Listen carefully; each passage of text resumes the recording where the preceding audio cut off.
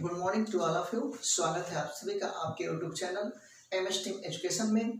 तो आइए हम लोग शुरू करते हैं आज क्लास 12th भौतिक विज्ञान पहला lesson electric charge and electric field.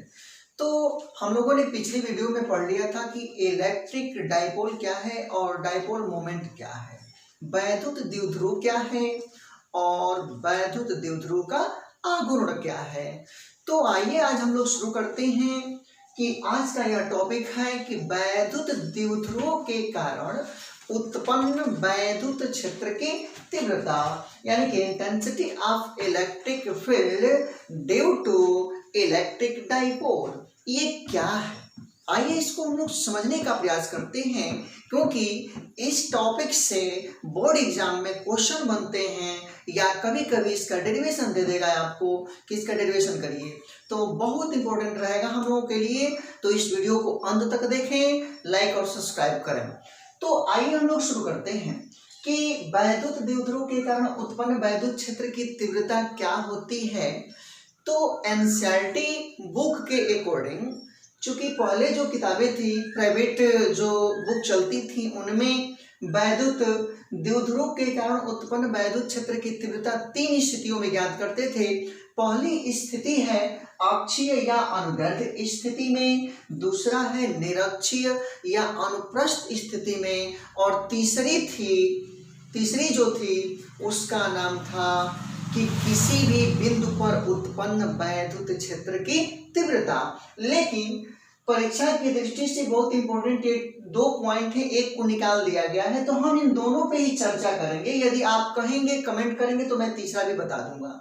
तो दोनों पे हम लोग चर्चा करते हैं कि क्या है, इनका डेरिवेशन देखते हैं, बहुत इजी तरीके से देखेंगे। तो पहला हम लोग पढ़ेंगे अक्षीय या अनुदैर्ध्य स्थिति में वैद्युत द्विध्रुव के कारण उत्पन्न वैद्युत क्षेत्र की तीव्रता। तो थोड़ा सा मैं पीछे चलना चाहता हूं, जैसे आप लोग पढ़ चुके हैं कि वैद्युत द्विध्रुव किसे कहते हैं। तो वैद्युत द्विध्रुव एक ऐसी युक्ति होती है जिसमें दो बराबर परंतु विपरीत आवेश परस्पर एक दूसरे से अल्प दूरी पर स्थित होते हैं। उसी निकाय या युक्ति को हम लोग नाम दे रहे थे वैद्युत द्विध्रुव। तो आइए हम लोग शुरू करते हैं कि अक्षीय या अनुदैर्ध्य स्थिति में वैद्युत द्विध्रुव की तीव्रता क्या हो, वैद्युत द्विध्रुव के कारण उत्पन्न वैद्युत क्षेत्र की तीव्रता क्या होगी। तो चलिए हम लोग शुरू कर लेते हैं कि अक्षीय या अनुदैर्ध्य स्थिति में वैद्युत क्षेत्र की तीव्रता क्या होगी। तो शुरू करते हैं। तो शुरू करने से पहले थोड़ा सा हम लोग देखेंगे कि जो वैद्युत द्विध्रुव बन रहा था, तो वैद्युत द्विध्रुव में 2 समान आवेश पर 2 बराबर परिमाण के एवं विपरीत आवेश, एक प्लस और दूसरा माइनस। तो देखिए भौतिक विज्ञान में इसमें कुछ थ्योरियां, इसमें कुछ थॉट मानना पड़ता है जिसको हम लोग अपने अकॉर्डिंग मानते हैं। क्या हम उसको लिखना चाहते हैं तो आप इसको समझ लेंगे तो आप मान सकते हैं। तो जैसे हम जानते हैं कि वैद्युत द्विध्रुव के कारण निकालना है, तो सबसे पहले इमेजिन करेंगे कि माना कोई वैद्युत द्विध्रुव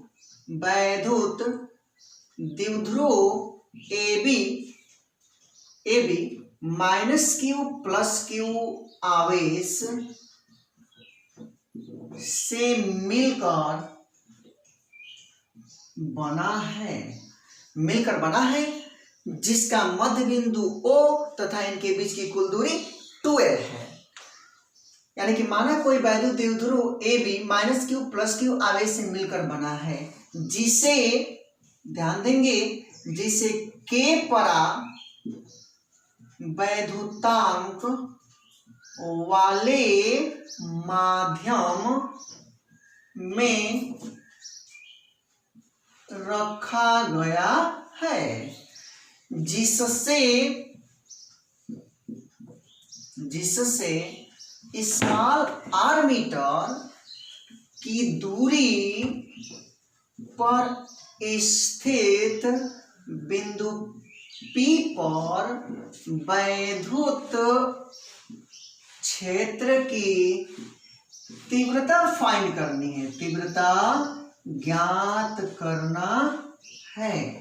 ध्यान दीजिए, माना कोई वैद्युत द्विध्रुव A B minus Q plus Q आवेश से मिलकर बना है, जिनके बीच की दूरी 2L मध्य बिंदु O है, जिसे के परावैद्युतांक वाले माध्यम में रखा गया है। हम थोड़ा सा शॉर्ट किए हैं।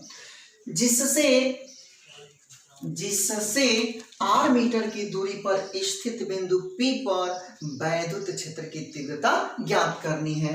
तो विद्यार्थियों, सबसे पहले हम लोग थोड़ा सा इसका फिगर ड्रा कर लेते हैं। अगर हम मान लें कि यहाँ पर कोई माइनस क्यू आवेश है और यहाँ पर कोई प्लस क्यू आवेश है, और इन दोनों आवेशों की जो बीच की दूरी है, यानी कि ये माइनस क्यू आवेश और यह प्लस क्यू आवेश, इसका नाम A है और इसका नाम B है, यानी कि वैद्युत द्विध्रुव ऐसे ही बनता है। यानी कि यह एक A है और यह B है, इनके बीच की कुल दूरी 2L और इसका मध्य बिंदु O है, तो यह L हो जाएगा और ये भी L, यानी यहाँ से यहाँ तक की दूरी L होगी और यहाँ से भी यहाँ तक की दूरी L, तब ये टोटल दूरी कितनी होगी? 2L होगी। अब देखिए, हम लोग जो माने हैं पहली लाइन कि माना कोई वैद्युत द्विध्रुव A B minus Q plus Q आवेश से मिलकर बना है, जिनके बीच की कुल दूरी 2L मध्य बिंदु O है। अब देखिए, हम लिखे हैं माध्यम में, जिसे के परावैद्युतांक माध्यम, यानी कि इसको कहा जाएगा कि वायु निर्वात में कहीं पर रख दिया गया है, के परावैद्युतांक माध्यम में रखा गया है, जिससे, यानी कि जिससे का मतलब ये हुआ कि बिंदु O से, यहां पर लिख सकते हैं कि बिंदु O से r मीटर की दूरी पर, यह बिंदु O है, तो इस बिंदु O से r मीटर की दूरी पर, यहां पर मान लीजिए यहां पर कोई बिंदु P है और यहीं पर वैद्युत क्षेत्र की तीव्रता E ज्ञात करनी है कि क्या होगी। तो ध्यान दीजिए विद्यार्थियों, इस आवेश से इसकी दूरी कितनी हो जाएगी? तो अगर इससे इसकी दूरी निकालेंगे तो यहां से यहां तक की टोटल दूरी कितनी है? स्मॉल r है। तो अगर ये दूरी निकालेंगे तो r में से इस l को घटा देंगे तो ये दूरी मिल जाएगी, क्योंकि यहां से यहां तक की दूरी कितनी है? l है। तो इसको हम लोग लिख सकते हैं r माइनस l। देख लीजिए, इसको लिख सकते हैं हम लोग क्या? r minus l। और अगर यहां से यहां तक की दूरी को फाइंड करेंगे तो ये दूरी आपकी हो जाएगी r प्लस l। हमको तो ज्ञात करना है वैद्युत क्षेत्र की तीव्रता इस बिंदु P पर, तो जब बिंदु P पर ज्ञात करेंगे तो ध्यान ये देंगे कि यह माइनस क्यू आवेश है, तो यह माइनस क्यू आवेश के कारण यहाँ पर जो वैद्युत क्षेत्र की तीव्रता होगी वह क्या होगी? तो माइनस क्यू, यानी कि ऋण आवेश जो होता है, ऋण आवेश के तरफ वैद्युत बल, यानी कि वैद्युत क्षेत्र की तीव्रता उधर की तरफ काम करेगी, यानी कि इसका जो है E1 इधर काम करेगा अट्रैक्शन और रिपल्शन के कारण, चूंकि या वैद्युत क्षेत्र की तीव्रता बदल जाएगी। हम जानते हैं कि माइनस क्यू आवेश की तरफ आती हैं और प्लस से निकलती हैं, या आप लोग वैद्युत बल रेखाओं में पढ़े थे। तो ये प्लस क्यू आवेश के कारण यदि हम इसको पहला मान लें तो ये वैद्युत क्षेत्र की तीव्रता E1 इधर, और इसको दूसरा मान लें तो इधर की तरफ क्या काम करेगा? आपका वैद्युत क्षेत्र की तीव्रता E2। ध्यान ये देना है कि E1 इधर काम करेगा, E2 इधर, क्योंकि यह प्लस आवेश है तो प्लस से निकलती हुई वैद्युत बल रेखाएं, तो यानी कि इधर की तरफ वैद्युत क्षेत्र, और माइनस की तरफ आएंगी तो इधर की तरफ E1, यानी कि वैद्युत क्षेत्र की तीव्रता पहले की इधर और दूसरे की इधर। और E का मान हम लोगों को ज्ञात करना है कि E क्या होगा। चूंकि वैद्युत क्षेत्र की तीव्रता हम बताए थे कि वेक्टर क्वांटिटीज होती है, तो इसीलिए हम लोग निकालेंगे, तो अगर इसका मान निकालेंगे, इसका परिमाण निकालेंगे तो E बराबर E1 प्लस E2, और जब उसको जोड़ेंगे तो दिशा दोनों की अलग अलग है, इसको चाहेंगे तो वेक्टर के रूप में लिख सकते हैं, तो वहां से हम लोगों को कुछ मिल जाएगा। तो अब थोड़ा सा ध्यान देंगे, हम लोग तो ये निकाल लिए, अब हम लोग थोड़ा सा निकालते हैं कि माइनस क्यू आवेश के कारण बिंदु P पर वैद्युत क्षेत्र की तीव्रता E1 बराबर, ध्यान दीजिएगा, E1 बराबर बिंदु आवेश के कारण उत्पन्न वैद्युत क्षेत्र की तीव्रता निकाले थे, E इक्वल टू 1/4πε0 के क्यू अपान आर स्क्वायर। तो वही सूत्र हम लोग यहाँ पर अप्लाई करेंगे। तो E1 बराबर 1/4πε0 और यहाँ पर माइनस क्यू आवेश है तो माइनस को बाहर कर देंगे, तो माइनस क्यू और बटे में आर स्क्वायर, यानी कि जितने दूरी पर निकालना है तो दूरी इसकी कितनी है आर प्लस एल, इसीलिए इस दूरी को हमने फाइंड किया था। तो ये हो जाएगा आर प्लस एल का होल वर्ग। ये आपका हो जाएगा इक्वेशन नंबर फर्स्ट। इसी तरीके से प्लस क्यू आवेश के कारण बिंदु P पर वैद्युत क्षेत्र की तीव्रता निकालेंगे E2। तो जब E2 का मान निकालेंगे तो E2 बराबर हो जाएगा प्लस 1/4πε0। चूंकि देखिए इसमें K लिख दीजिएगा क्योंकि K हम लोग परावैद्युतांक मान चुके हैं। तो प्लस हम इसलिए लिखे हैं क्योंकि प्लस क्यू आवेश के कारण है, तो यहाँ पर क्यू और बटे में आर स्क्वायर। तो इसकी दूरी, इस आवेश से इसकी दूरी कितनी है आर माइनस एल, तो आर माइनस एल का होल वर्ग, इक्वेशन नंबर सेकेंड। अब देखिए अब हम निकालेंगे अतः बिंदु P पर वैद्युत क्षेत्र की तीव्रता। तो जब वैद्युत क्षेत्र की तीव्रता निकालेंगे तो E बराबर, वेक्टर लिख रहे हैं क्योंकि यह सदिश राशि है, तो E बराबर हम लोग इसको लिख सकते हैं E1 और उसके बाद से देखिए एक ही दिशा में दोनों, अगर इसको जोड़ेंगे तो अगर एक दिशा में, इसकी दिशा इधर है और इसकी दिशा इधर है, अगर इन दोनों को एक दिशा में करेंगे तो एक को हमको निगेटिव करना पड़ेगा, चाहे E1 को करें चाहे E2 को करें, किसी को एक को हम लोगों को निगेटिव करना पड़ेगा। तो चलिए हम लोग कर लेते हैं E1 माइनस E2, चूंकि ये सदिश रूप में हम इसको लिख दिए। अब E1 E2 का मान यही जो देख रहे हैं E1 E2 का मान है। अब यहाँ से ये माइनस प्लस का खेला नहीं लिखेंगे, माइनस माइनस नहीं होगा। अब आप डायरेक्ट इसकी वैल्यू को पुट कर देंगे क्योंकि अगर यहाँ पर माइनस रख लिए यानी कि यहाँ पर जब बदल लिए तो इसको रखने की जरूरत नहीं है। अगर यहाँ पर नहीं बदले होते तब माइनस या प्लस के साथ हम लोग इसको रखते। तो अब देखिए अब हम लोग इसको हल कर लेते हैं। हल करेंगे तो हल करने पर हम लोगों को क्या मिलने वाला है कि E बराबर E1 और E2 की वैल्यू को अगर हम पुट करेंगे तो E1 की वैल्यू कितनी है, तो E1 की वैल्यू है 1/4πε0 के क्यू बटे में आर प्लस एल का होल वर्ग। और यहाँ पर माइनस E2 की वैल्यू कितनी है, तो E2 की वैल्यू है 1/4πε0 के और क्यू बटे में आर माइनस एल का होल वर्ग। अब इसमें देखेंगे तो कुछ आपको कॉमन मिल जाएगा, इसमें कुछ 1/4πε0 के और क्यू को अगर हम बाहर निकाल दें तो यहाँ पर मिलेगा 1/r प्लस एल का होल वर्ग माइनस 1/r माइनस एल का होल वर्ग। ठीक है, तो अब हम लोग देखेंगे जब इसको हल करेंगे तो हल करने पर हम लोग को क्या मिलने वाला है। अब इसका यहाँ गुणा और इसका यहाँ यानी कि क्रॉस मल्टीप्लाई कर देंगे, तो क्रॉस मल्टीप्लाई करने के पश्चात हमको क्या मिलने वाला है, थोड़ा सा देखिएगा नीचे। तो E बराबर 1/4πε0 के और उसके बाद इसको यहाँ पर हल कर देंगे।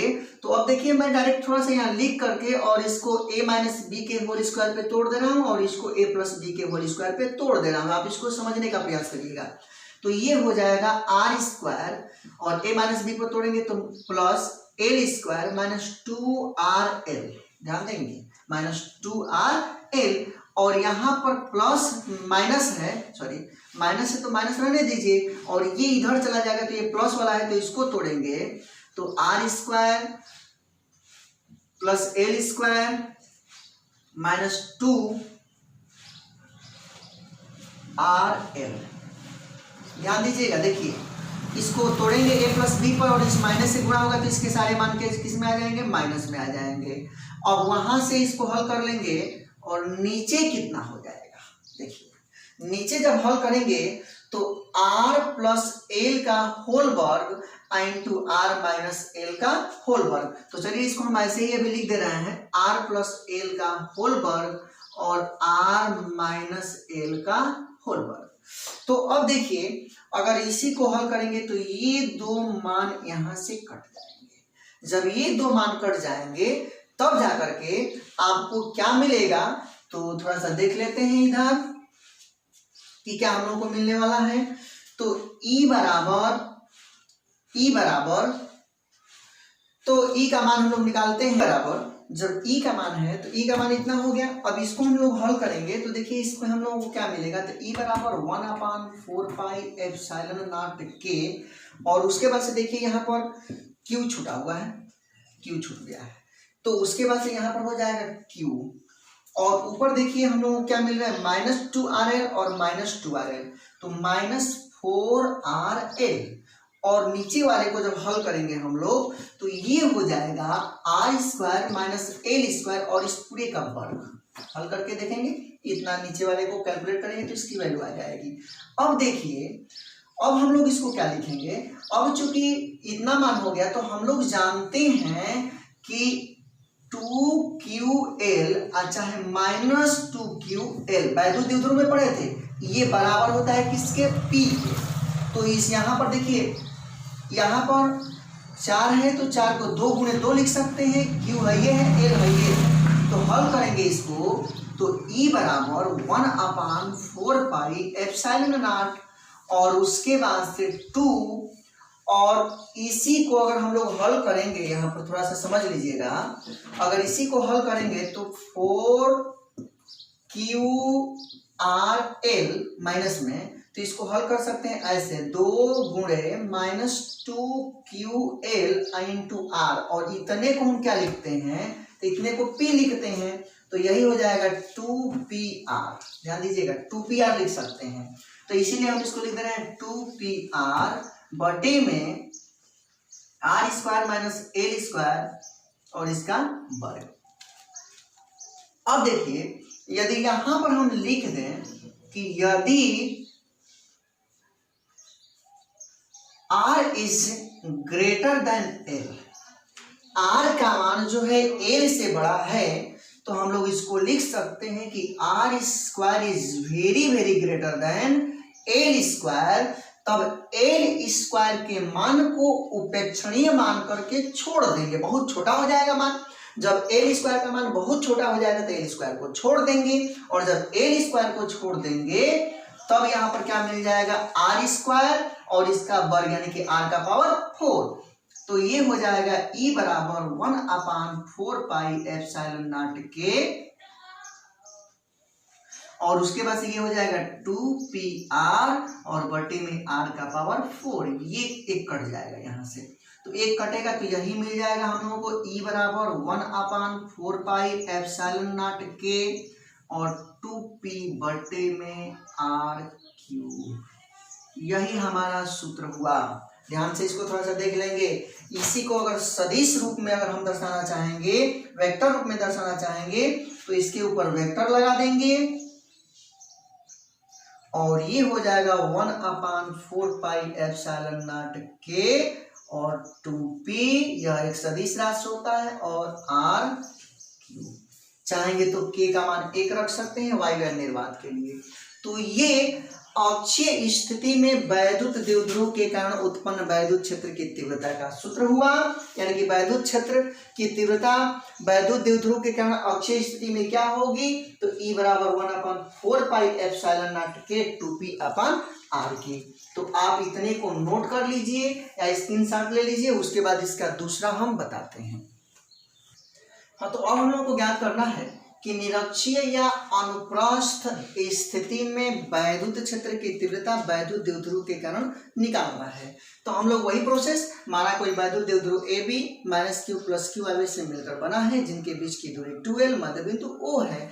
माना बिंदु O से R मीटर की दूरी पर निरक्षीय स्थिति में स्थित बिंदु P पर हमें वैद्युत क्षेत्र की तीव्रता ज्ञात करनी है। तो एक फिगर हम लोग ड्रा करें। अगर हम मान लें कि यहाँ पर कोई -Q आवेश है जिसका नाम है A, और यहाँ पर कोई एक प्लस क्यू आवेश स्थित है जिसको हम लोग नाम दे रहे हैं बी। अब ध्यान ये देना है कि ये तो वैद्युत द्विध्रुव हो गया और इनके बीच की दूरी 12 होगी, इसका मध्य बिंदु O होगा, ये दूरी भी L और यह भी L हो जाएगी।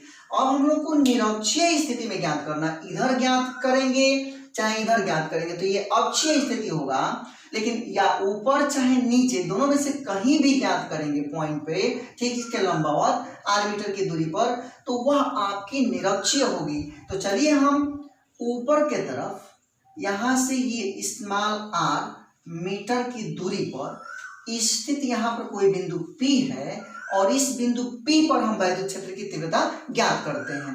तो जब बिंदु P पर वैद्युत क्षेत्र की तीव्रता ज्ञात करेंगे तो बिंदु P पर वैद्युत क्षेत्र की तीव्रता क्या होगी, तो यहाँ से इसकी दूरी हम ज्ञात करें तो ध्यान दीजिएगा, यानी कि इस आवेश के कारण यहाँ पर वैद्युत क्षेत्र की तीव्रता कितनी काम करेगी। तो अगर इसको हम ऐसे मिला दें और इसको भी अगर हम ऐसे मिला दें, ध्यान दीजिएगा, मिला दें, तो अब इस आवेश के कारण यहाँ पर वैद्युत क्षेत्र की तीव्रता ज्ञात करेंगे तो जानते हैं कि प्लस है तो वैद्युत बल लिखाएं, यानी कि वैद्युत क्षेत्र की दिशा, वैद्युत क्षेत्र की तीव्रता E2 इधर होगा क्योंकि यह दूसरा आवेश है और यह माइनस वाला है, तो इसके द्वारा E1 इधर की तरफ काम करेगा क्योंकि इधर की तरफ माइनस की तरफ आता हुआ।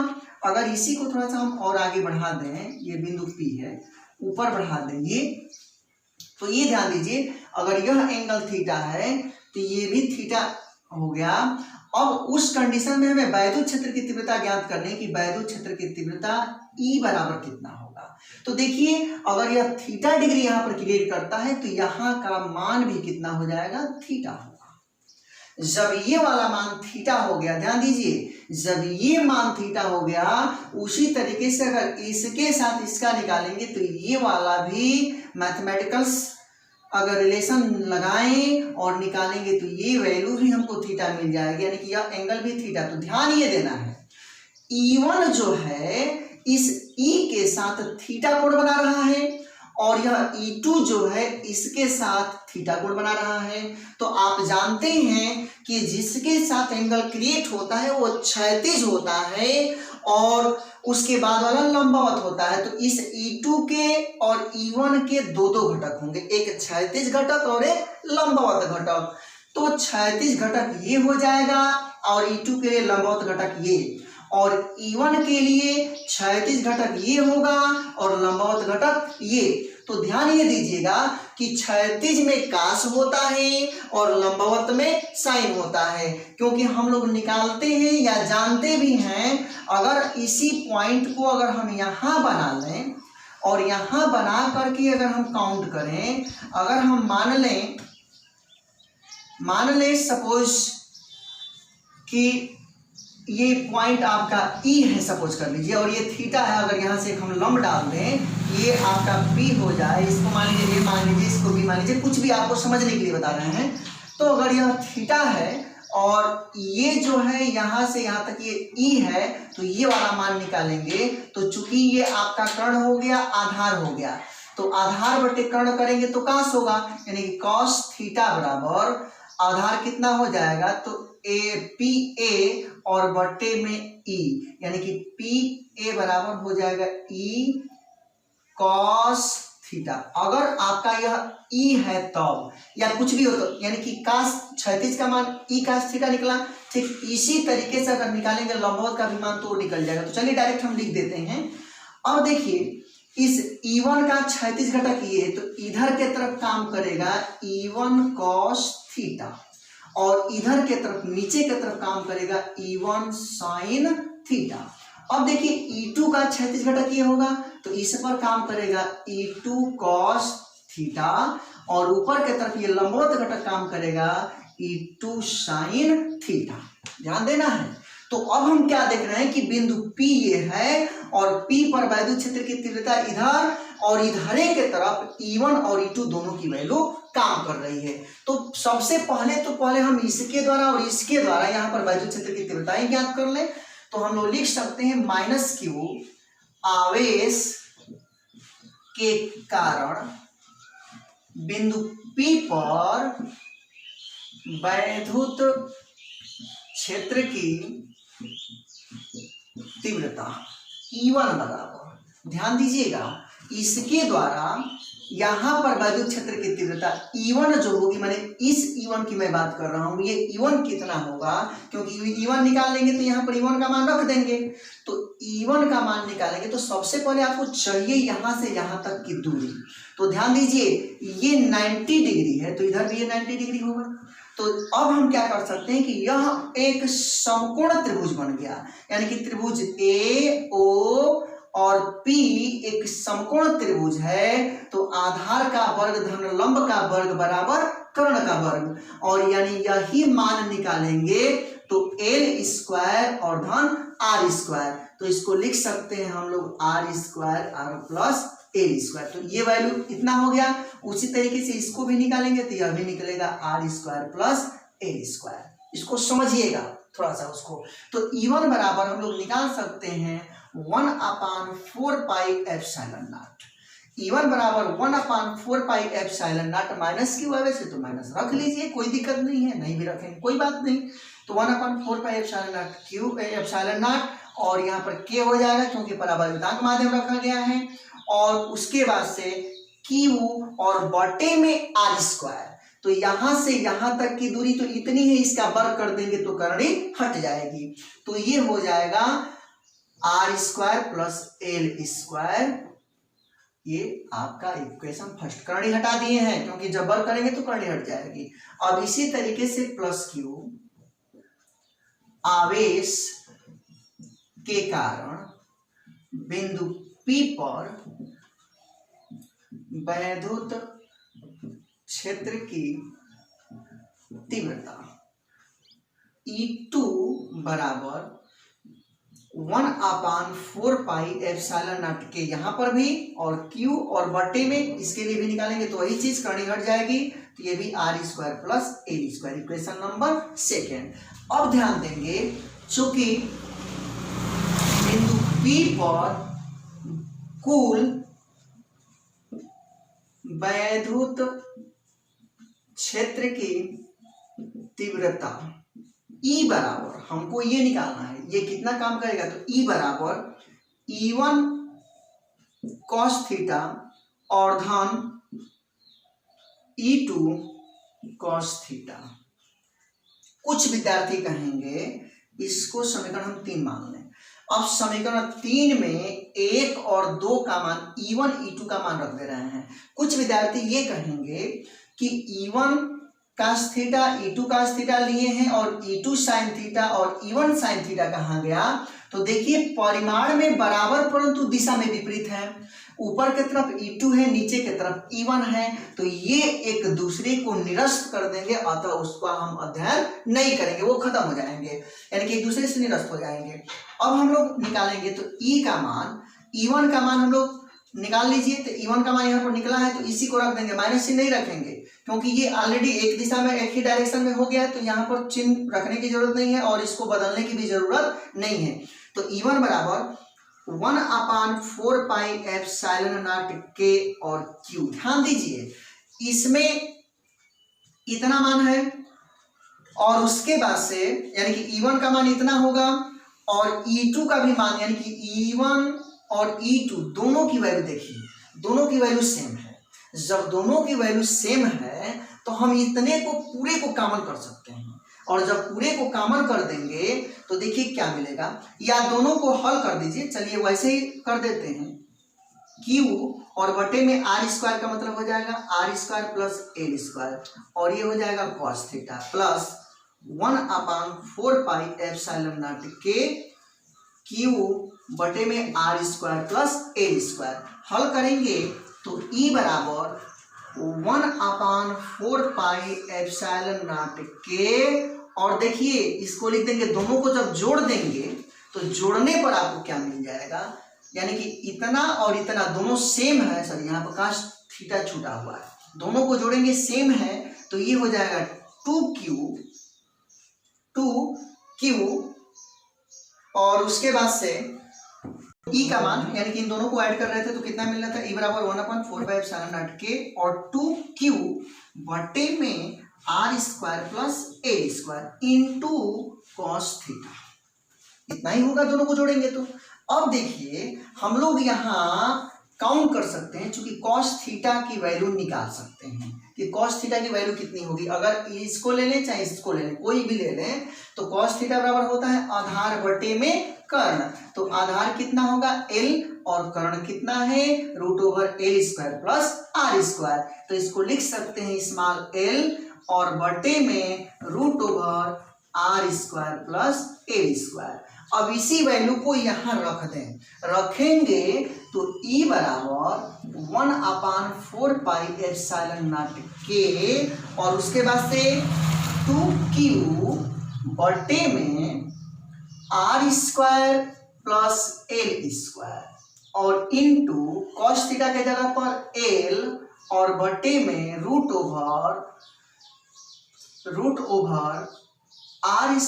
प्लस L² है। तो ध्यान ये दीजिए यहाँ पर अंडर रूट में इतना है और ये वैल्यू दोनों सेम है, बस यहाँ पर रूट ओवर है। तो इस रूट को अगर हम हटा दें, थोड़ा सा समझिएगा, इस रूट को हमने हटाया और जब रूट को हमने हटाया तो यहाँ पर इसका पावर 1/2 लिख सकते हैं कि नहीं, बताएंगे, लिख सकते हैं। तो जब इतना हो गया तो अब ध्यान दीजिए ये दोनों सेम हो गया और इसका पावर कितना है, 1 है। तो इसको और इसको अगर ऐड कर देंगे तो यही वैल्यू हो जाएगी E बराबर 1/4πε0 के 2ql और बटे में R² प्लस L² और इसका पावर 1 प्लस 1/2, अगर इसको ऐड करेंगे तो 3/2। तो ये हो जाएगा 3/2। जब 3/2 हो गया, थोड़ा सा नीचे देखेंगे इसको, तो 3/2 हो गया तो हम जानते हैं वही प्रोसेस